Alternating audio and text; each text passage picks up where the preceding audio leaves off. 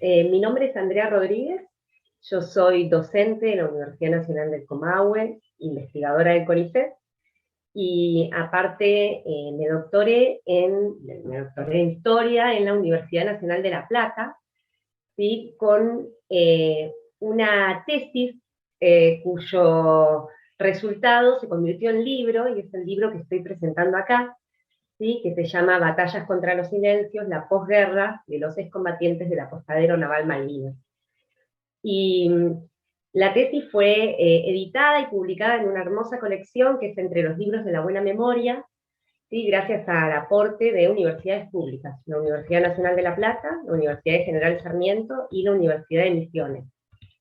¿Sí? El libro es una apuesta por una guerra y posguerra de Malvinas más humana, ¿sí? Desde una perspectiva sociocultural, lejos de los partes de batalla, de las idas y vueltas diplomáticas. El libro se centra en las experiencias de los combatientes del apostadero naval Malvinas, en cómo ellos vivieron su guerra, cómo la pensaron, la entendieron en sus propios términos, y cómo lidiaron con las marcas que ella les dejó, ¿no? Entonces, ¿por qué se llama Batallas contra los silencios? Bueno, porque en la mayor parte de su posguerra los excombatientes solo han encontrado silencios sobre Malvinas. Silencios sobre la guerra, sobre la causa de soberanía, sobre su propia experiencia, por parte de distintos actores. El Estado, las Fuerzas Armadas, la sociedad civil, ¿sí? Y esos silencios han estado cargados de incomodidades, culpas, vergüenzas, proyectos frustrados, desesperanzas, dolor, y también desinterés, ¿no? Entonces el libro recorre estos silencios y las formas en que los combatientes han lidiado con ellos, a veces enfrentándolos y otras veces aceptándolos a regañadientes e incluso sumiéndose en ellos. Pero si esos silencios, digamos, han sido comunes entre todos los excombatientes, en particular los integrantes del apostadero naval Malvinas han debido hacer frente a otro tipo de silencio que se vincula específicamente con su guerra. Para graficarlo, yo siempre cuento una anécdota que me sucedió en la primera entrevista que tuve con un excombatiente del apostadero, y que fue un impulso para decidirme a investigar a este grupo Unidad. Sin saber todavía bien qué investigar sobre la guerra, en el año 2007 le hice una entrevista a Ramón Romero. Él había luchado en las islas siendo un joven cabo de la Marina. Y a lo largo de la entrevista era evidente que todas las preguntas que le hacía Ramón, desde mi concepción de lo que había sido la guerra de Malvinas, eran inadecuadas para su experiencia. Entonces, cuando preguntaba por las carencias logísticas sufridas, Ramón respondía que él no había tenido dificultades al respecto. Cuando me contaba que había estado alojado alternativamente en diversos espacios en el pueblo, yo no lograba entender por qué no había tenido una trinchera fija. Cuando le preguntaba por el combate con los ingleses en el frente de batalla, Ramón me respondía que desde el 2 de abril nunca había vuelto a ver un inglés hasta la rendición, y que no había disparado un solo tiro en toda la guerra. Claro, Ramón había integrado el apostadero naval Malvinas, esta unidad logística de la Marina creada específicamente para la guerra el 2 de abril, para organizar las instalaciones portuarias de las islas. Como todos sus integrantes, Ramón había tenido una guerra móvil en la que había realizado las más diversas actividades, desde repartir el correo, distribuir mercadería, estibar los buques que llegaban al puerto, hacer guardias, pero no combatir en el frente.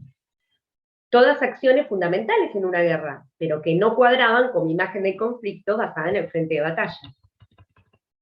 El contraste entre mi imagen del conflicto y la experiencia de Ramón me motivó a estudiar la guerra vivida por los integrantes del apostadero, que evidentemente había quedado silenciada u opacada en el espacio público frente a la guerra de trincheras, ¿no?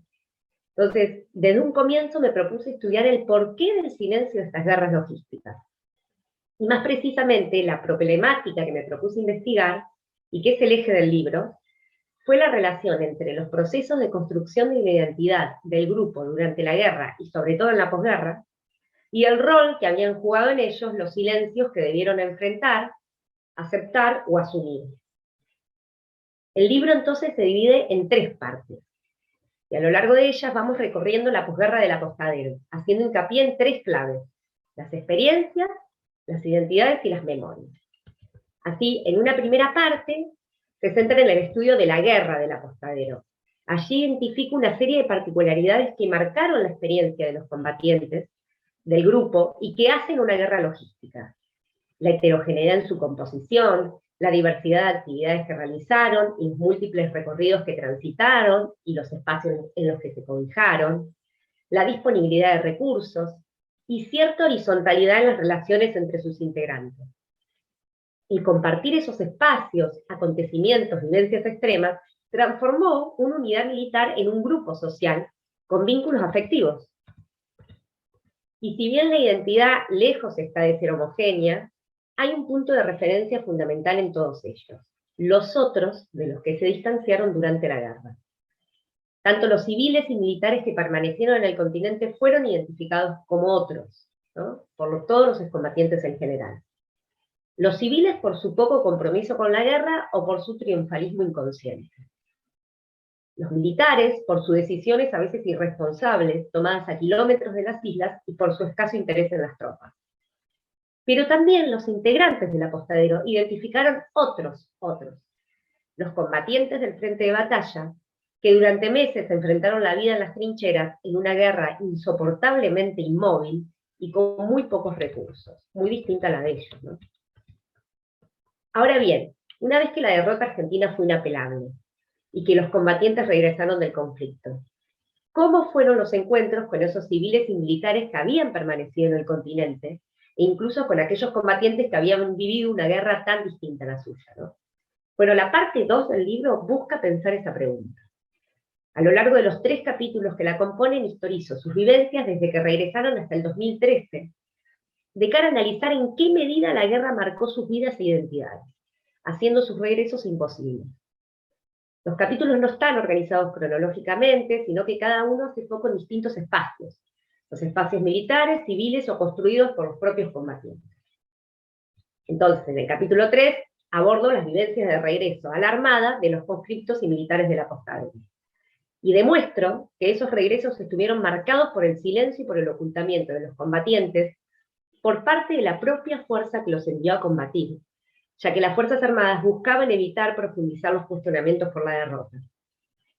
Claro que esta situación trajo todo tipo de conflicto entre la fuerza y los excombatientes. Asimismo, analizo las experiencias de los militares al interior de la fuerza en la larga posguerra. Identifico cómo los silencios de la propia experiencia bélica y la falta de reconocimiento también rodearon su cotidianidad al interior de la Marina, ¿no?, lo que motivó que muchos de ellos pidieran la baja. En el capítulo 4, trabajo sobre el regreso de los soldados y militares del apostadero a los ámbitos civiles, y examino las recepciones que diversos sectores sociales les dieron a los integrantes del grupo ni bien retornaron, que, en tanto estuvieron marcadas por el silencio, por lo menos en las grandes ciudades, inauguraron una etapa de desencuentro entre los excombatientes, la sociedad civil y el Estado. Luego también me centro en las dificultades simbólicas y materiales que enfrentaron en los 80 y se extendieron en los 90, en una sociedad que callaba la guerra porque no podía o no quería asumir la propia responsabilidad por el apoyo otorgado al conflicto. Entonces, en la posguerra, los civiles y militares que permanecieron en el continente durante el conflicto siguieron siendo los otros frente a los cuales los miembros del apostadero se definieron. Y esto porque las políticas de silencio que esos sectores desplegaban frente a la guerra confrontaron con el propósito de los combatientes de reivindicar aquel pasado que había marcado sus vidas, sus identidades y cuerpos, y porque habían muerto compañeros. Este desencuentro entre memorias abrió una brecha entre los combatientes y el resto de la sociedad que recién comenzó a cerrarse a partir de los 2000, cuando se produjo una activación de la memoria bélica en la esfera pública.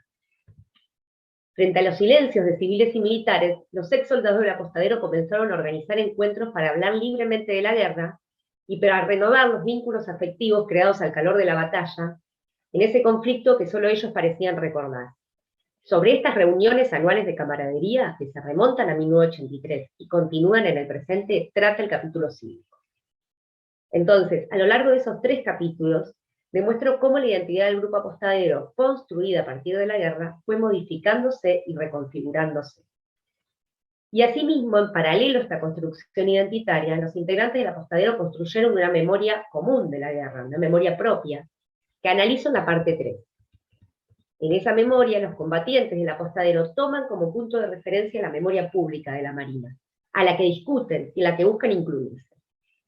Por eso, en el capítulo 6 reconstruyo la memoria oficial de la Armada sobre la guerra, identificando aquellos actores y acontecimientos que han sido privilegiados en la configuración de su memoria pública, y que han ocultado o subsumido otros, como la guerra del apostadero. Luego, en el capítulo 7, sí me centro en la memoria social del grupo. Ahora bien, creo que uno de los aportes centrales del libro es la explicación de esos silencios que cubrieron a Malvinas y específicamente al apostadero en la posguerra, ¿no? Desde el término del conflicto, los miembros del apostadero han tenido que enfrentar un doble silencio. Por un lado, aquel construido por los gobiernos de la temprana posguerra, las Fuerzas Armadas y amplios sectores de la sociedad sobre el conflicto bélico en general y que cubrió a todos los protagonistas de la guerra. En tanto y en cuanto, la guerra quedó en segundo lugar frente a las urgencias políticas, memoriales y sociales de las consecuencias del terrorismo de Estado.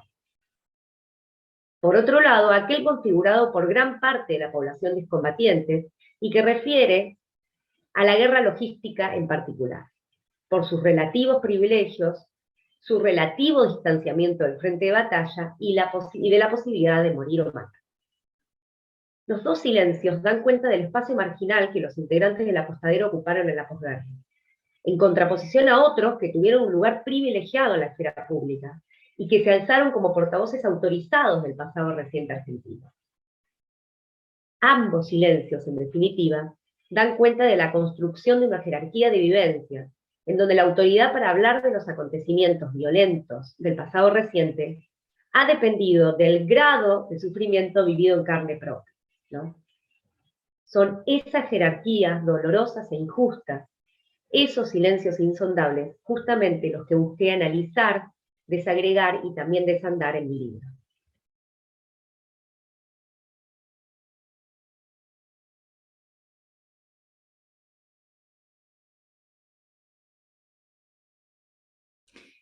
Hola, yo soy Paula Salerno, soy doctora en lingüística de la Universidad de Buenos Aires y actualmente soy becaria postdoctoral del CONICET en la Universidad Nacional de San Martín.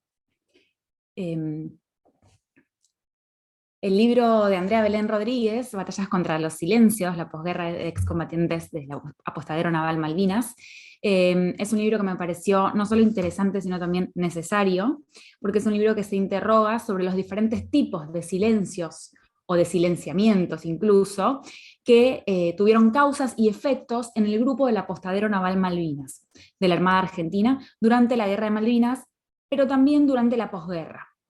Lo que hace Andrea es interrogarse sobre las diferentes tensiones, las jerarquías en las voces a la hora de contar Malvinas, y las diferentes memorias que hay sobre la guerra, que es un tema particularmente importante en el 40 aniversario de Malvinas, donde estamos muy acostumbradas a pensar las Malvinas como algo único, como una memoria específicamente celebratoria. Entonces lo que hace ella es hacerse muchas preguntas, que no solo son didácticas y clarificadoras, sino que también son preguntas que orientan una argumentación, un punto de vista y la propia posición de la autora del libro. Y ella con estas preguntas logra estudiar o mostrar tres cuestiones en particular, que son las experiencias de los combatientes del apostadero naval Malvinas, las identidades de estos combatientes y también las memorias sobre el apostadero. Entonces, ella cuando habla de las experiencias explica la heterogeneidad del grupo, los factores de larga duración que incidieron en la conformación de una guerra que es una guerra logística, y se pregunta por qué las guerras logísticas atravesaron más silencios que las guerras de trinchera, ¿no? Las guerras tradicionales. Cuando trabaja con las identidades, trabaja la identidad grupal que se fue conformando en la posguerra, en las diferentes reuniones entre integrantes del apostadero, y a la vez estudia cómo estas identidades fueron cambiando a lo largo del tiempo. Y esto es importante porque nos permite ver que las identidades de los combatientes tampoco son identidades estables, ¿no? Como cualquier identidad, son identificaciones, y son identificaciones que se fueron tornando en este caso colectivas.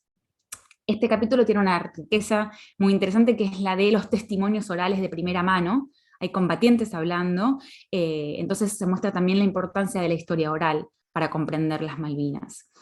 y analiza desde los testimonios hasta, por ejemplo, la creación de un sitio web del apostadero.